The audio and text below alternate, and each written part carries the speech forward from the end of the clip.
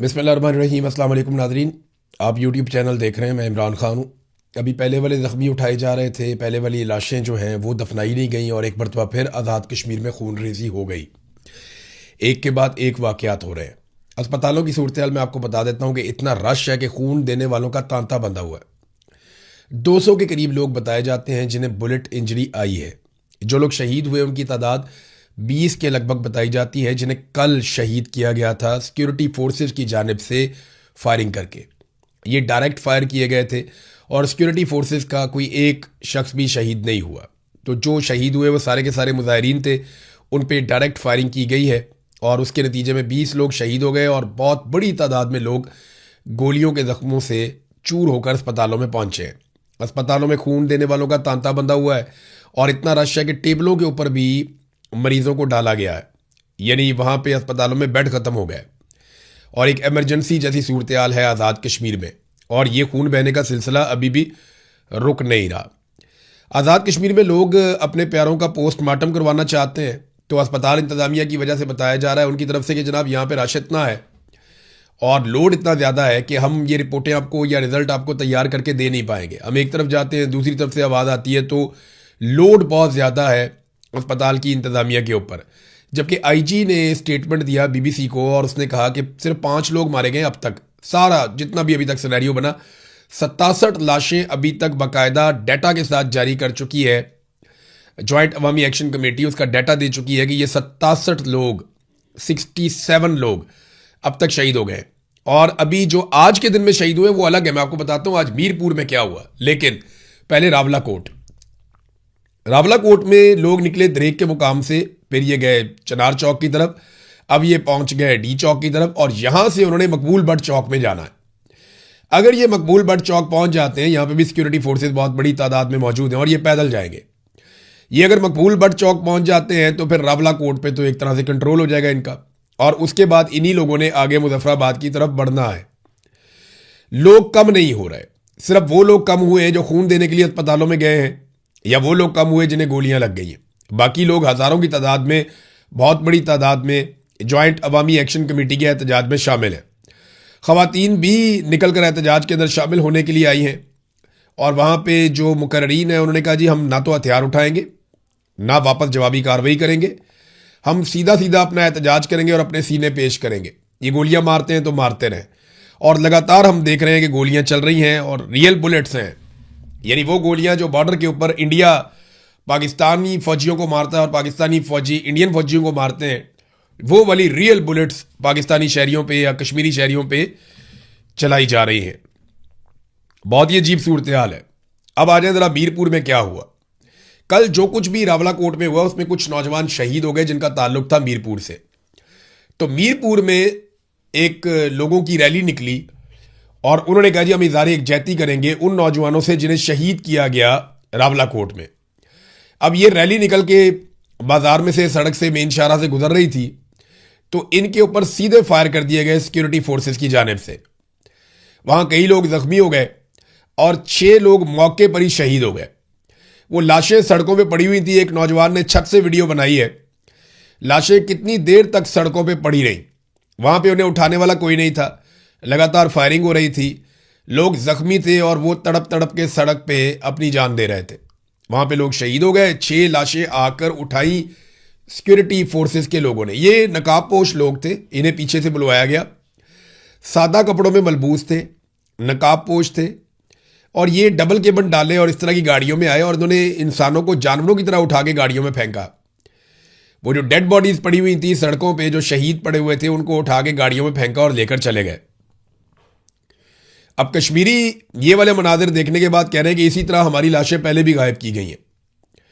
यानी कुछ शोहदा जो लाशें हमारे पास थी वो तो हमने दफना दी हैं, लेकिन कुछ लाशें जो हम बार बार मुतालबा करते रहे कि हमारे साथियों की लाशें हमारे हवाले की जाएं, जिन्हें अस्पताल से कब्जे में लिया गया या जिन्हें रात के अंधेरे में कब्जे में लिया गया, तो ये वादा किया गया था कि ये लाशें आपको वापस दी जाएंगी, इन्हें अमानतन दफनाया गया है और आपको ताबूत में डालकर देंगे, आप उनके लवाहिकीन को वो लाशें उनके हवाले कर दीजिएगा। ये वादा किया गया था जब मुज़ाकरात हो रहे थे।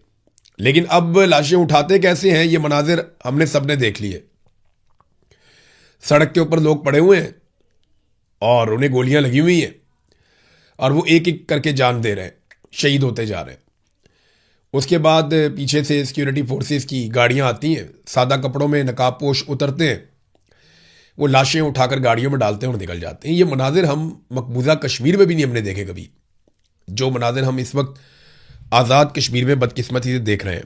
आसिम मुनीर साहब की जो पॉलिसी है वो पाकिस्तान को वहाँ ले आई जो हम कभी सोच भी नहीं सकते थे, यानी इक़्तिदार की एक ख्वाहिश, हमेशा रहने की ख्वाहिश, कुर्सी मेरे से कोई ना ले पाए, मैं अपनी हुकूमतें बनाऊंगा, मैं पाकिस्तान को कंट्रोल करूंगा, मैं अपने लोगों को तरक्की दूंगा, अपने लोगों को आगे लेकर आऊंगा, तमाम इदारों में मेरे हमायती लोग बैठेंगे, मैं अपने तमाम मुखालिफिन को कुचल दूंगा, ये मुल्क वैसे चलेगा जैसे मैं चाहूंगा। ये जो ख्वाहिशात हैं, इन ख्वाहिशात ने बेड़ा गर्क कर दिया पाकिस्तान के पूरे स्ट्रक्चर का। आपकी तरक्की मुकम्मल तौर पर रुक चुकी है। पाकिस्तान के अंदर मईशत का पहिया जाम हो चुका है, बिल्कुल ज़रा सी भी मईशत आगे नहीं बढ़ रही। सरमायाकारी ख़त्म हो गई पाकिस्तान में। पाकिस्तान की आलमी सतह पे क्रेडिबिलिटी भी नहीं रही। इंसानी हकूक़ की पामालियों में पाकिस्तान का दुनिया में नाम बन रहा है। पाकिस्तान का पासपोर्ट बदतरीन पासपोर्ट की लिस्ट के अंदर चला गया है। सिर्फ आसिम मुनीर की एक ताल्लुकदारी डोनाल्ड ट्रंप से बनी है और इसके नतीजे में अभी तक एक अमान मिली हुई है कि कोई हमें कुछ कहता नहीं है। जिस दिन डोनाल्ड ट्रंप का हाथ सर से उठ गया उसके बाद पूरी दुनिया सवाल पूछेगी, क्योंकि सवाल बहुत सारे इकट्ठे हो चुके हैं और एक सैलाब आएगा सवालों का जिनके जवाब फिर किसी के पास नहीं होंगे। नाज़रीन, ये आईजी ने जब कहा ना कि पोस्टमार्टम अगर नहीं होगा तो हम तो लाश ही नहीं मानेंगे, ये बड़ा सीरियस इशू बन गया। अब पोस्टमार्टम करवाने के लिए जाते हैं तो लाश गायब कर दी जाती है। उधर डॉक्टर कह रहे हैं जनाब हमारे पास इतना लोड है कि हम पोस्टमार्टम कर ही नहीं पा रहे, आपको रिपोर्टें कैसे बना कर दें। ये अब हालात हो गए हैं। और अभी जो ताज़ा लिस्ट जारी की गई है उसमें जो 6 लोग शहीद हुए मीरपुर में, उनके नाम शायद शामिल नहीं किए गए। तो मीरपुर में भी 6 लोग शहीद हो गए हैं और काफ़ी लोग ज़ख्मी हुए हैं, उन्हें भी अस्पतालों में मुंतकिल किया गया है। पाकिस्तान की शारक था पूरा कश्मीर, अब अपनी शारक के ऊपर खुद ही छुरी चला रहे हैं और ये काम भी एक डिक्टेटर कर रहा है। हमेशा डिक्टेटर ने नुकसान पहुंचाया, आज फिर डिक्टेटर नुकसान पहुंचा रहा है। रियासत के मुंह को खून लग गया, ऐसा लगता है खून लग गया इनके मुंह को, और ये अब खून पिए बगैर इनका गुजारा नहीं होता। ये पूरा रजीम जो आसिम मुनीर साहब ने बनाया ये पाकिस्तानियों की लाशों के ढेर के ऊपर खड़ा है और इसे हर थोड़े अरसे के बाद पीने के लिए इंसानों का ताज़ा खून चाहिए होता है। कभी इन्हें 9 मई पे खून में असर आ जाता है, उसके बाद इनको डी चौक में खून में असर आ जाता है, उसके बाद ये खून पीते हैं मुरीदके में, फिर कश्मीर में खून पीते हैं, फिर दोबारा खून पीते हैं जब आयतुल्लाह अली खामनाई की शहादत होती है ईरान में, लोग निकलते हैं एहतजाज करने के लिए, अहले तशी उनका खून पीते हैं, फिर कश्मीर में खून पिया जाता है और अब लगातार 2 दिनों से खून पीते पीते खून की ज़रूरत बढ़ती जा रही है। ऐसा लगता है डोज बढ़ती जा रही। पहले कम लोगों को मारते थे, अब ज़्यादा लोगों को मारते हैं। पहले देर देर के बाद मारते थे, अब जल्दी जल्दी मारते हैं। तो ये रियासत और इसके इदारे एक खून आशाम बनते चले जा रहे हैं और सियासतदान बैठकर तमाशा देख रहे हैं। जिनकी जिम्मेदारी है ना, वो अगर बैठ के तमाशा देखेंगे और ये सोचेंगे जनाब कहीं मैं ना पकड़ा जाऊं, मेरा कारोबार ना बंद हो जाए, मेरी सियासत ना ख़त्म हो जाए, मेरे बच्चे ना बर्बाद हो जाए, पूरा मुल्क ही बर्बाद हो रहा है। जब आप सियासत में आए थे ना तो आपको ये सोच कर आना था कि मैं अपने मुल्क की खातिर अपनी ज़िंदगी दे रहा हूं, तो फिर अब आपको पीछे हटने का कोई हक हासिल नहीं है। लोगों ने आप लोगों को वोट डाले हुए निकले और निकल के आवाज़ उठाएं। फजल रहमान की जिम्मेदारी है, एएनपी की जिम्मेदारी है, पीपल्स पार्टी के अगर कोई लोग अब भी उनके अंदर इंसाफ बाकी है तो उनकी जिम्मेदारी है। पीएमएलएन ने तो मायूस ही कर दिया, बेड़े ही गर्क कर दिया पकड़ के। पीटीआई के लोगों को खड़े होना चाहिए फौरी तौर पे। बाकी तमाम पॉलिटिकल पार्टीज को मिलकर आवाज़ उठानी चाहिए जुल्म और बर्बरियत के खिलाफ, और इनको आज़ाद कश्मीर में जाना चाहिए और लोगों के साथ इजहार यकजहती करना चाहिए।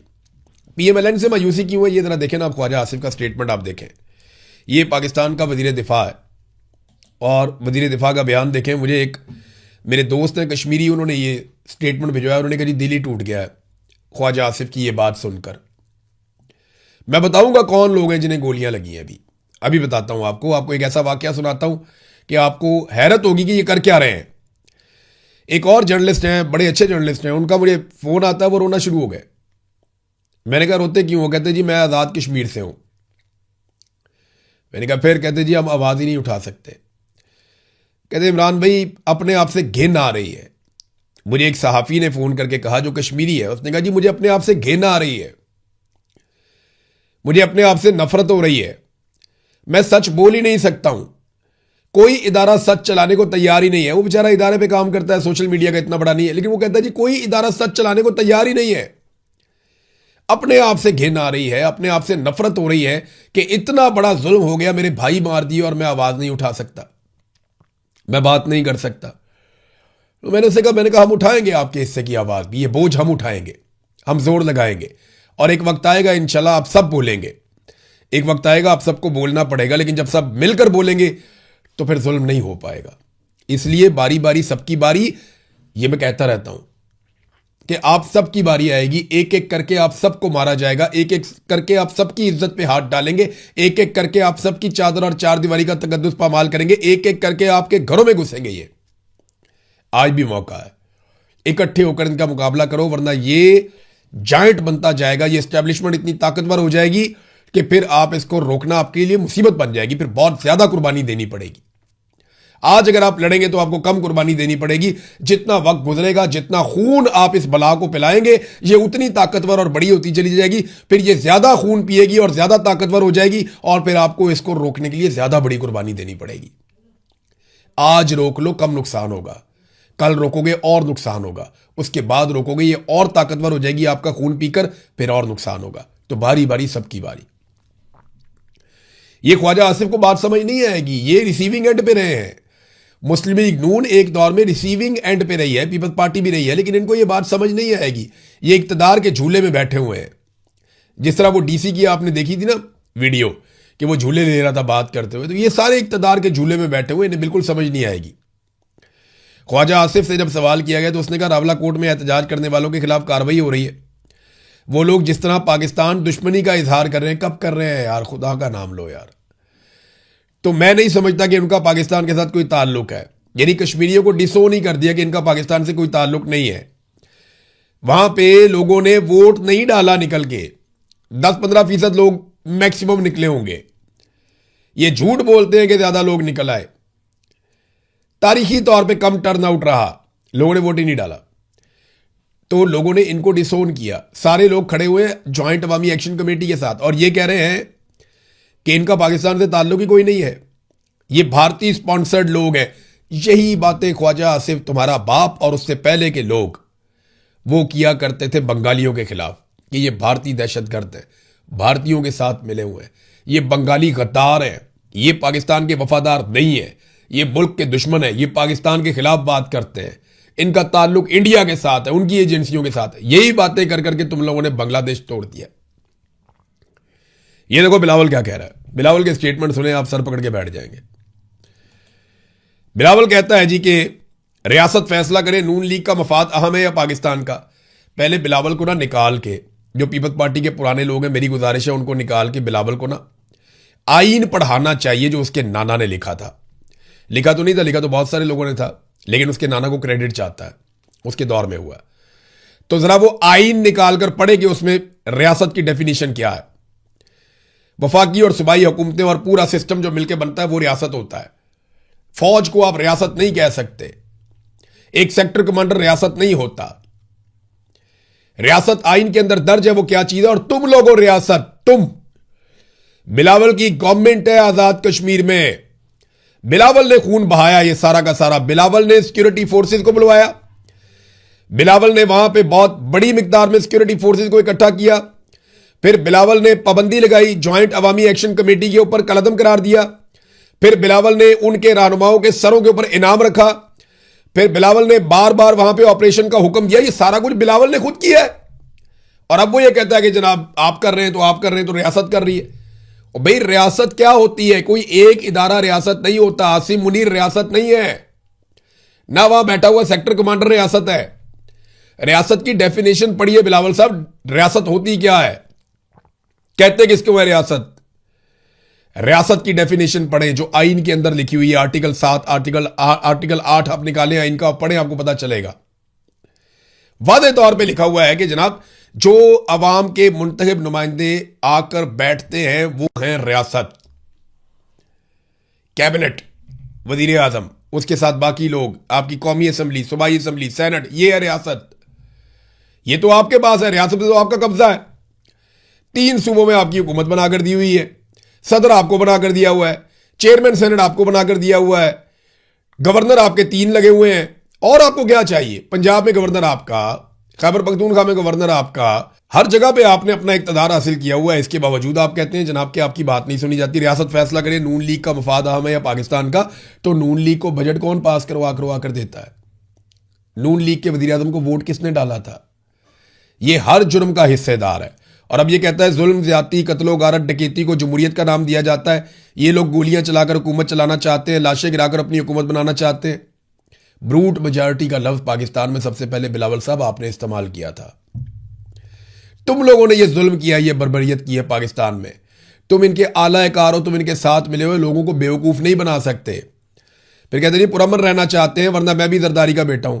लदस क्या पिद्दी और क्या पिद्दी का शोरबा कि मैं पुरअमन रहना चाहता हूं वरना मैं भी जरदारी का।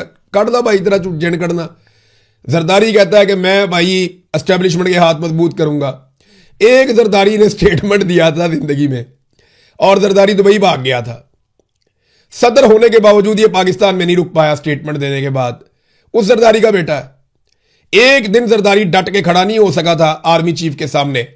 एक स्टेटमेंट दिया, वो भी गोल बोल दिया, नस गया पाकिस्तान से। जब तक डील नहीं हुई वापस नहीं आया। उस जरदारी का बेटा है।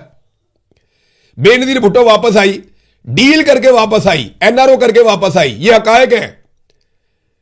उस बेनजीर का बेटा है। वो इमरान खान देखो जेल के अंदर पड़ा हुआ है, डील ही नहीं कर रहा। रोजाना तुम्हारे मालिक जाके वहां पे डील की दरखास्तें डालते हैं, मिन्नतें करते हैं, तरले करते हैं, वो डील ही नहीं कर रहा। ये फर्क है। बहादुरी के ड्रामे करने से कोई बहादुर नहीं बन जाता। बेनजीर की कुर्बानी अपनी जगह, भुट्टो की कुर्बानी अपनी जगह, लेकिन अयूब खान डैडी भी था तेरे नाना का। बेनजीर भुट्टो एक डिक्टेटर के साथ डील करके पाकिस्तान वापस आई थी, एनआरओ करके, याद है? यही जरदारी एक स्टेटमेंट दिया था ये जर्नैल के खिलाफ और उसके बाद पाकिस्तान से भाग गया था, वापस ही नहीं आ रहा था। याद है ना सारा कुछ? ये अपनी दफा सबको मैं जरदारी का बेटा हूं। भाई जो जरदारी साहब ने सप कटिया तुसी भी कट लो। उन्होंने भी जूते पॉलिश किए हैं, आप भी जूते पॉलिश कर लें। अब एक और स्टेटमेंट बिलावल का देखें। वो कहता है जी धांधली की कहानी आज से शुरू नहीं हुई, हम कौमी मफाद में खामोश थे। केड़ा कौमी मफाद भाई? सारे ओहदे लेके कौमी मफाद। 3 गवर्नर अपने बना लिए, 3 वजीर आला अपने बना लिए, गिलगित बल्तिस्तान में हुकूमत ले ली, डिप्टी स्पीकर अपना बना लिया, सदर अपना बना लिया, चेयरमैन सेनेट अपना। और तानू की चाहिए भाईजान? और आपको क्या दे? कौमी मफाद नहीं, साती मफाद में चुप हो तुम लोग। अगर कौमी मफाद होता तो आज पाकिस्तान में इतनी कौमी मफाद में मारंग बलोच को छुड़वा दो ना। दे मुतालबा कि नहीं तो मैं इस्तीफा देता हूं, रुला डालता हूं, मैं हुकूमत का साथ नहीं दूंगा, मारंग बलोच को बाहर निकालो, ईमान मजारी को बाहर निकालो, जो सियासी कैद जेल में रखे उनको बाहर निकालो। नहीं, ये नहीं करेगा। ये सिर्फ जाती मफाद के लिए और कुछ भी नहीं है। सिर्फ कहानियां सुनाना जानते हैं ये लोग। ख्वाजा आसिफ को देख लो, बिलावल को देख लो, एक ही सिक्के के 2 रुख है। ये इनमें कोई फर्क नहीं है, बिल्कुल ये एक जैसे। आज बड़ी तकलीफ है ये जो कश्मीरियों के साथ किया गया, वाकई बहुत दुख वाली बात है, बहुत तकलीफ वाली बात है। मैं अब और बोलूंगा ना तो और कोई इस तरह के जुमले बोलूंगा और ज्यादा बात करूंगा, तो आप थोड़े को ज्यादा समझे। इन लोगों ने पाकिस्तान को एक चरागाह या शिकारगाह समझ लिया है और ये तबाही फेरते चले जा रहे हैं। आपको मैं बताऊंगा अगले वीलॉग्स के अंदर कि पाकिस्तान की मईशत को ये कहां ले गए और ये जो अमेरिका के साथ बड़े बड़े ताल्लुकात के दावे करते हैं उसके बदले में हमें क्या मिला है, ये भी बताऊंगा मैं। अब तक के लिए इतनी अपना ख्याल रखिएगा। अल्लाह हाफिज।